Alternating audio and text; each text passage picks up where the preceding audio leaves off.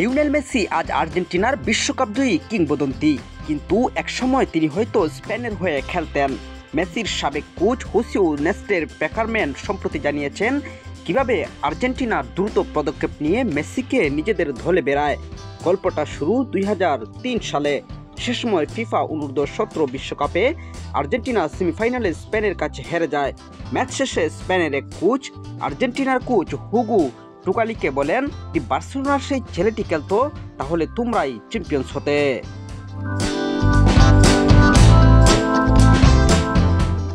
এই কথা আর্জেন্টাইন কোচের মনে গেঁথে যায়। কিছুদিন পর পেকারম্যান স্পেন সফরে গিয়ে লেকানেস বনাম এলকুরকন ম্যাচে মেসিকে সরাসরি দেখেন এবং নিশ্চিত হন স্পেন যে কোনো সময় মেসিকে জাতীয় দলে ডাকতে পারে।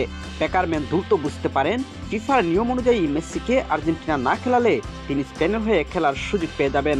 তাই 2004 সালের 30 জুন আর্জেন্টিনা অনূর্ধ্ব-20 দলের হয়ে প্যারাগুয়ের বিপক্ষে এক প্রীতি ম্যাচে মেসিকে নামানো হয়। মাত্র 500 দর্শকের সামনে সেই ম্যাচে বদলি নেমে মেসি ঘুলু করেন। এভাবেই স্পেনের হয়ে খেলার সম্ভাবনা চিরতরে শেষ হয়ে যায় এবং আর্জেন্টিনার ইতিহাসের অংশ হয়ে যান লিওনেল মেসি।